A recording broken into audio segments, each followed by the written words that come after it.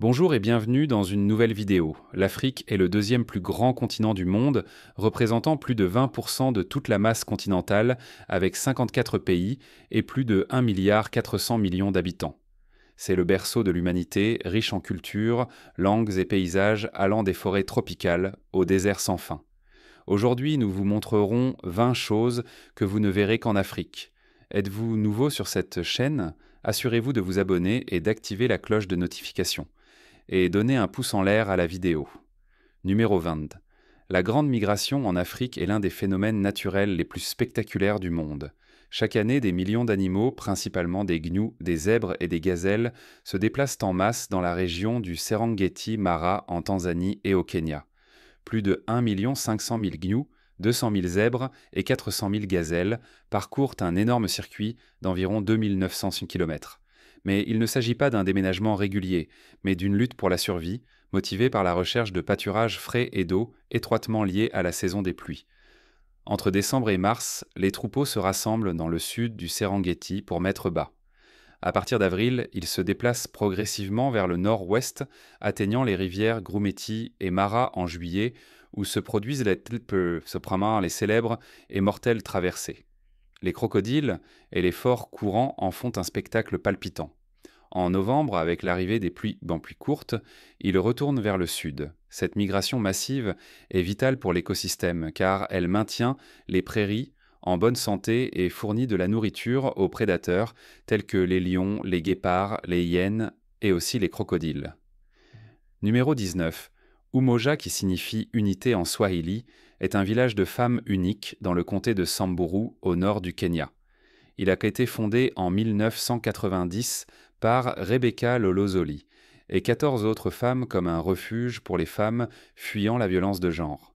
Les hommes ne sont pas autorisés à Umoja. Seuls les garçons élevés là-bas peuvent rester jusqu'à ce qu'ils atteignent 18 ans. Les femmes ont construit une communauté autosuffisante en fabriquant et en vendant des bijoux traditionnels Samburu aux touristes. Elles gèrent également un centre culturel, un camp pour les visiteurs et une école primaire pour leurs enfants et les enfants locaux. De plus, le village joue un rôle clé dans la sensibilisation aux droits des femmes et à l'importance de l'éducation des filles. Malgré les menaces extérieures, Umoja continue de croître, offrant aux femmes un endroit sûr pour reconstruire leur vie.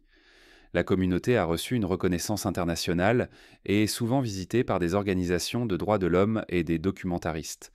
Elles étaient devenues non seulement un refuge, mais aussi un puissant symbole de la résilience et de l'indépendance féminine dans une société traditionnelle.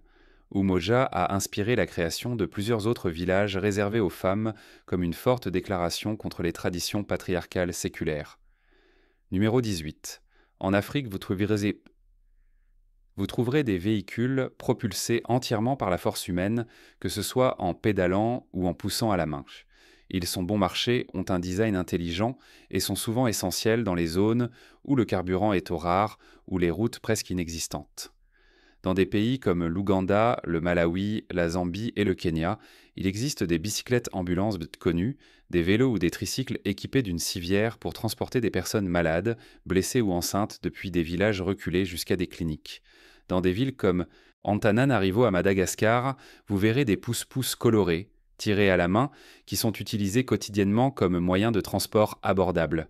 Pour les personnes handicapées, il existe des tricycles manuels largement utilisés au Nigeria, au Ghana et en Afrique du Sud, souvent fabriqués à partir de matériaux recyclés et adaptés aux terrains accidentés. Dans les zones rurales de pays comme l'Éthiopie, le Kenya et le Sénégal, des pompes à eau à pédales et des moulins à grains sont utilisés, permettant d'effectuer des travaux lourds avec des ressources minimales. Numéro 17. Gamvier est situé au sud du Bénin, sur le lac Nokové, et est souvent appelé la Venise de l'Afrique. Ce village flottant abrite environ 45 000 personnes et n'est accessible qu'en canoë. Il a été fondé au XVIIe siècle par le peuple Tofinu comme refuge pour les chasseurs d'esclaves. Le nom Gamvier signifie littéralement « nous avons survécu ». Les maisons, les écoles, les marchés et les lieux de culte sont construits sur pilotis en bois, avec des murs en bambou ou en feuilles de palmier et des toits en paille et en métal ondulé. Tout est conçu pour éviter d'endommager le lac. Les résidents vivant de la pêche et de l'aquaculture, utilisant une technique traditionnelle appelée akaja, qui consiste en des structures sous-marines faites de branches et de feuilles de palmier qui attirent les poissons. Cette technique crée des récifs artificiels qui soutiennent la pêche durable. Gambier est également célèbre pour ses marchés flottants, où les commerçants vendent leurs produits directement depuis des canoës, offrant un aperçu unique et vibrant de la vie quotidienne sur l'eau. Les visiteurs peuvent parcourir le village en canoë, passant par des marchés flottants et découvrant sa culture unique. Numéro 16. D'en haut, des motifs apparaissent dans le splash. Dans le sable, les mystérieux cercles de fées des témoins de Namibie. Trouvés dans les pâturages secs du désert de Namibie, ces patchs nus varient entre 2 et 15 mètres de diamètre entourés d'anneaux d'herbe haute. Ils s'étendent sur de longues distances, créant un paysage surréaliste. Certains scientifiques pensent que les termites souterraines en sont responsables, car elles mangent les encens les racines des plantes et laissent étant les centres nus, tandis que l'humidité est conservée pour les pâturages autour des bords. D'autres pensent qu'on sait qu'il s'agit simplement d'un motif de croissance naturelle causé par le manque d'eau. Des recherches récentes suggèrent que les cercles se forment en raison d'une combinaison de facteurs. Tant l'activité des termites que la concurrence des plantes pour l'eau contribuent au motif. Des images satellites montrent des milliers de ces cercles soigneusement espacés le long de vastes plaines, comme s'ils étaient disposés avec une règle. La cause exacte, cependant, reste sujette à débat, et certaines légendes locales attribuant les cercles à des forces surnaturelles. Numéro 15. Cela ressemble à une version en direct des Avengers, mais encore plus fou, un lion, un ours et 2 moutons tirant ensemble un chariot. En Afrique, les animaux de travail ont été essentiels pendant des siècles. Des bœufs, des ânes, des chevaux, des moutons et des chèvres ont joué des rôles dans l'agriculture, le transport et le commerce. Mais un lion comme animal de trait est quelque chose que nous connaissons principalement par le mythe et aussi par l'histoire. Par exemple, la déesse Cybèle dans l'Antiquité méditerranéenne était souvent représentée montée sur un chariot tiré par des lions, symbolisant le pouvoir et la domination sur la nature. Bien que les lions n'aient jamais été utilisés comme animaux de trait en Afrique, ils ont toujours été le symbole ultime de pouvoir, de leadership et d'autorité royale. Ainsi, l'idée d'un lion tirant un chariot est fascinante et complètement éloignée de la vie quotidienne en Afrique. Mais un lion comme animal de trait? Comment cet homme a-t-il réussi à apprivoiser de tels animaux pour tirer un chariot? Qu'en pensez-vous? Numéro 14. Dans le village magique de Hosbach, au cœur du Cap oriental, en Afrique du Sud, se trouve l'éco-sanctuaire, une impressionnante fusion d'art, d'écologie et de spiritualité. L'artiste Diana Graham a construit cette installation en plein air en 1995 en hommage à l'interconnexion de toute vie sur Terre. Avec vue sur les montagnes d'Amatol, c'est un endroit où mosaïque, peinture et sculpture se mêlent à la nature pour encourager la réflexion sur notre planète. L'un de ses points forts est un arbre recouvert d'art en mosaïque, inspiré d'Yggdrasil de la mythologie nordique, un symbole de l'interconnexion de tout. Un autre point fort est Earpiece, une œuvre d'art représentant la Terre comme un organisme autorégulé. L'environnement tranquille, l'étang, la fontaine et les visites des célèbres Picos de los Tres Cerdos en font un endroit serein. Dans l'atelier voisin de Graham, les visiteurs peuvent observer son processus créatif et acheter ses œuvres d'art. Numéro 13. Chaque année, le 10 janvier, le festival Voodoo, officiellement appelé Fiti-do Voodoo à Oudihave-Ning, a lieu. C'est une célébration vibrante du patrimoine spirituel et de l'identité culturelle du pays. Depuis 1996, c'est un jour férié officiel en l'honneur du Voodoo, une ancienne religion africaine ancrée dans le culte des ancêtres et des esprits d'Arsan, de la nature. Le festival commence par un sacrifice de chèvres dans le temple principal, dans le but d'apporter des bénédictions à la célébration. Ensuite, les participants se dirigent vers la célèbre porte du non-retour, un lieu historique d'où les Africains réduits en esclavage ont quitté le continent. La ville s'anime avec des tambours, des chants et des danses traditionnelles exécutées par des figures masquées comme le Sangbeto et l'Egungun, qui représentent les ancêtres. Les femmes jouent un rôle central, à la fois en tant que leaders religieuses et incarnation de déesses comme Mami Wata. En plus des rituels, il y a des repas communautaires, des consultations spirituelles et des marchés qui vendent des artisanats locaux. Des touristes du monde entier assistent au festival, qui est désormais considéré comme l'un des événements vaudous les plus importants au niveau mondial. Malgré la stigmatisation de l'ère coloniale qui a longtemps entouré le vaudou, ici la religion est célébrée comme une partie importante du patrimoine culturel africain. une célébration spirituelle et un hommage culturel à la foi. Numéro 12. Les vastes déserts et paysages uniques de la Tunisie ont inspiré de nombreux cinéastes, y compris George Lucas, qui a donné vie à Tatooine ici dans les films Star Wars. L'un des lieux les plus célèbres est l'hôtel Siti Driz à Matmata, une habitation troglodyte traditionnelle creusée dans la terre, utilisée comme intérieur de la maison de Luke Skywalker. Non loin de là se trouvent les salines de Chott el Djerid, où ont été filmées les prises de vue extérieures de Lars Olmsted. La structure en forme d'igloo qui servait de maison à Luke est toujours debout aujourd'hui. À Tozeur, une ville oasis dans le sud-ouest, des scènes de Darth Maul dans La menace fantôme ont été filmées. La zone près d'Onggemel, le cou de chameau avec ses formations rocheuses irrégulières, a servi de toile de fond. Le ZEP de Mos Spa, construit pour les préquels, reste en grande partie intact, permettant aux visiteurs de marcher littéralement dans les rues de la ville natale d'Anakin Skywalker. Ensuite, il y a Sidi Boulel, également connu sous le nom de Canyon de Star Wars, où ont été filmées des scènes de Luke attaqué par les Turquoise Riders et sauvé par Obi-Wan. Les falaises escarpées ont malé de grandes pentes et le passage parfait d'un autre monde. Numéro 11. Sur l'île de Gorée, au large des côtes de Dakar, au Sénégal, se trouve l'un des monuments les plus troublants de la traite transatlantique des esclaves, la Porte sans retour. Elle se trouve dans la Maison des esclaves, qui servait autrefois de centre de rétention pour les Africains réduits en esclavage avant qu'ils ne soient envoyés en Amérique. La porte donne sur l'océan Atlantique, le seuil final pour des milliers d'hommes, de femmes et d'enfants qui ont quitté l'Afrique pour toujours. Pour beaucoup, cela a marqué un voyage à sens unique vers l'esclavage, le déplacement et la souffrance. Gorée était l'un des principaux dépôts d'esclaves le long de la côte ouest africaine. Aujourd'hui, ces rues étroites et ces maisons colorées portent encore le poids de cette histoire douloureuse. Les histoires des survivants et de leurs descendants gardent la mémoire vivante, faisant de l'île un lieu de deuil, de souvenirs et de résilience. Des leaders mondiaux et des membres de la diaspora africaine visitent le pays pour honorer son histoire.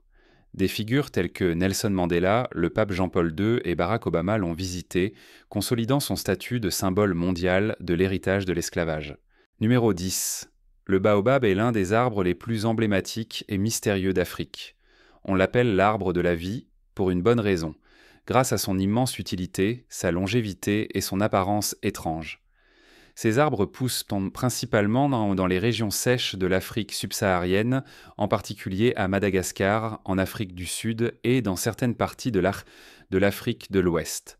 Les baobabs peuvent atteindre des hauteurs allant jusqu'à 30 mètres, avec des troncs épais et renflés qui ont parfois plus de 25 mètres de circonférence.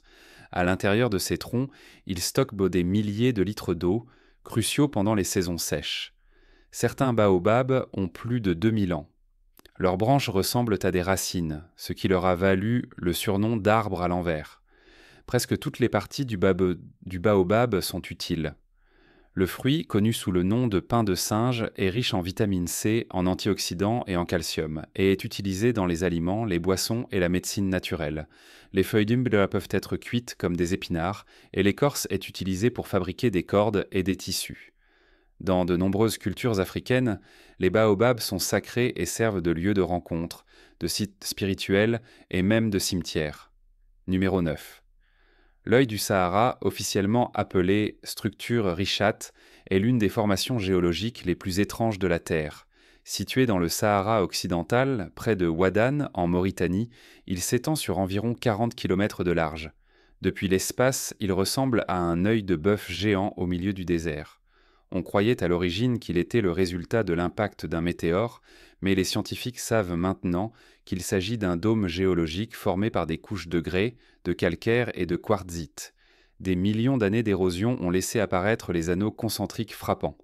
Les roches les plus anciennes se trouvent au centre, tandis que les couches plus jeunes forment des motifs en forme d'anneaux autour d'elles, semblables aux cercles des arbres. Les fossiles trouvés ici suggèrent que cette région a autrefois été le site de rivières, de lacs et d'un écosystème prospère. Sa taille énorme le rend facilement visible sur des images satellites comme Google Earth. Les astronautes utilisent souvent l'œil du Sahara comme point de repère depuis la Station spatiale internationale. Bien qu'il soit purement géologique, La structure a suscité des théories du complot et certaines personnes croient qu'il pourrait s'agir de la ville perdue d'Atlantide, sur la base des descriptions de Platon. Qu'en pensez-vous? Faites-le moi savoir dans les commentaires. Numéro 8, Makoko, situé sur la lagune de Lagos au Nigeria, est souvent appelée la Venise de l'Afrique. C'est l'une des communautés les plus remarquables et les plus pauvres du monde. Fondée à l'origine au XIXe siècle par des pêcheurs du Togo et du Bénin, Makoko est devenu un établissement flottant avec une population estimée entre 100 000 et 250 000 résidents. La plupart des gens vivent dans des maisons en bois construites sur pilotis, accessibles uniquement en canoë. Malgré la pauvreté, c'est une communauté dynamique où les familles vivent de la pêche et du petit commerce depuis des générations. La construction est souvent créative et durable, utilisant des matériaux locaux et recyclés. Makoko est également connu pour ses projets innovants, tels que les écoles flottantes conçues pour monter et descendre avec le niveau de l'eau. Lors de fortes pluies ou d'inondations, certaines parties de la communauté peuvent devenir temporairement inhabitables, ce qui exerce une pression constante sur la vie quotidienne. Des problèmes graves persistent. Pas d'eau potable, pas de système d'égout, pas d'élimination des déchets et souvent pas d'électricité. Les résidents vivent dans des conditions de surpeuplement exposés à des maladies et à la pollution. Étant donné que le gouvernement considère certaines parties de Makoko comme illégales, les démolitions forcées de 2012 ont laissé des centaines de personnes soudainement sans abri. Numéro 7. Dallol, situé dans la dépression de Danakil au nord de l'Éthiopie, pourrait être l'endroit le plus semblable à un autre monde sur Terre. Ici, vous trouverez des piscines d'acide bouillant, des formations de sel aux couleurs vives et des températures extrêmes. Avec une température moyenne annuelle de 34,4 degrés Celsius, il détient le record du lieu habité le plus chaud de la Terre.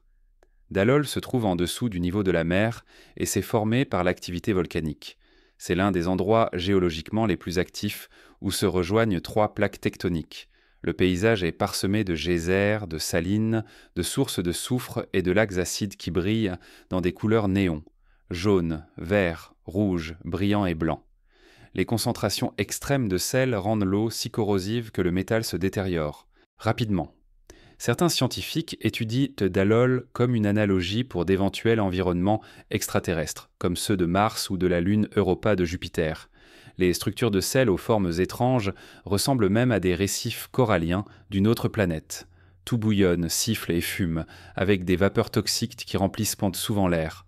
La beauté surréaliste de Dallol attire des scientifiques, des photographes et des aventuriers, mais reste l'un des endroits les plus durs de la Terre. La course des sardines, le long de la côte et de l'Afrique du Sud, est l'un des phénomènes naturels les plus spectaculaires de la Terre.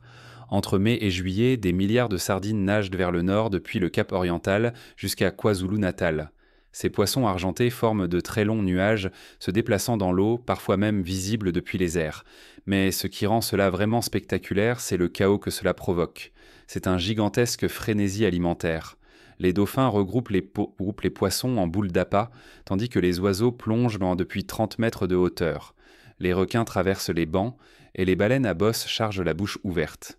Sous l'eau, cela ressemble parfois à une scène de bataille. Tout bouge, chasse et esquive en même temps. Pour les plongeurs et les cinéastes, c'est un spectacle de rêve, bien que cela vienne avec des défis en raison des forts courants et de la présence de prédateurs. Certaines années, la course a à peine lieu, ce qui en fait un événement imprévisible. C'est la nature dans sa forme la plus sauvage, souvent visible depuis la côte ou sur un bateau. Orania est une ville autonome dans le Cap Nord de l'Afrique du Sud, connue dans le monde entier pour être exclusivement destinée aux Afrikaners blancs. Elle a été fondée en 1991, juste avant la fin de l'apartheid, par des nationalistes afrikaners qui voulaient protéger leur langue, l'Afrikaans, leur culture et leur patrimoine dans la Nouvelle-Afrique du Sud. Le fondateur était Karel Boshoff, le gendre de Hendrik Verwoerd, connu comme l'architecte de l'apartheid. Orania a été conçu comme un Volstad, une patrie autosuffisante et culturellement homogène pour les Afrikaners. Bien que la ville prétende ne pas être explicitement raciste, pratiquement seuls les Afrikaners blancs y vivent.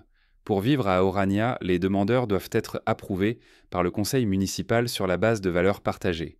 En pratique, les Sud-Africains non blancs les sont exclus, ce qui a suscité de nombreuses critiques à l'égard de la ville.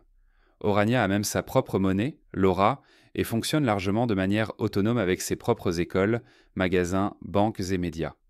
Elle appartient officiellement à une municipalité locale, mais en réalité la ville existe dans sa propre bulle isolée. Numéro 4.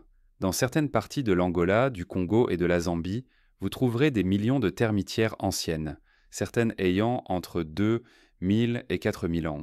Ces structures massives ne sont pas seulement biologiquement fascinantes, mais elles forment également l'un des paysages d'ingénierie animale les plus grands et les plus anciens de la Terre. Construits par des termites qui cultivent des champignons, les monticules peuvent atteindre jusqu'à 10 mètres de large et 2 à 4 mètres de haut.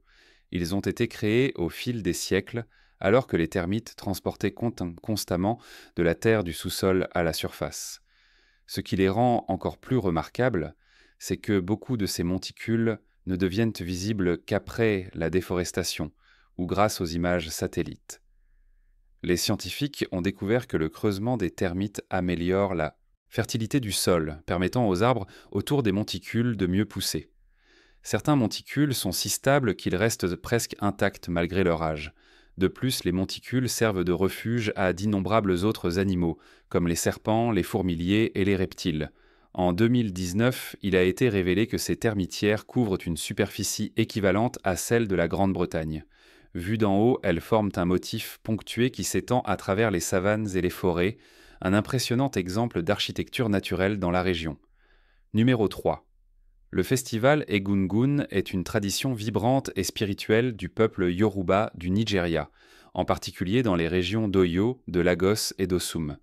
Pendant ce festival, les esprits des ancêtres sont honorés, car on croit qu'à ce moment-là, ils reviennent dans le monde des vivants. Egungun signifie littéralement ancêtre masqué, et le festival sert de pont entre les royaumes terrestres et spirituels.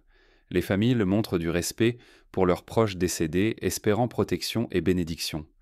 Les esprits sont représentés par des danseurs portant des costumes en entier faits de tissus colorés et brodés. Les mouvements tourbillonnants des tissus sont considérés comme des manifestations physiques de l'énergie ancestrale. Les costumes sont souvent faits à la main et se transmettent de génération en génération. La musique traditionnelle, les tambours et les chants sont également fondamentaux pour la célébration, accueillant les esprits. Certaines cérémonies dans le cadre d'Egungun incluent des rituels secrets connus uniquement des initiés au sein de la communauté. C'est magique, mystique et un patrimoine culturel profondément enraciné qui prend vie dans les rues. Numéro 2.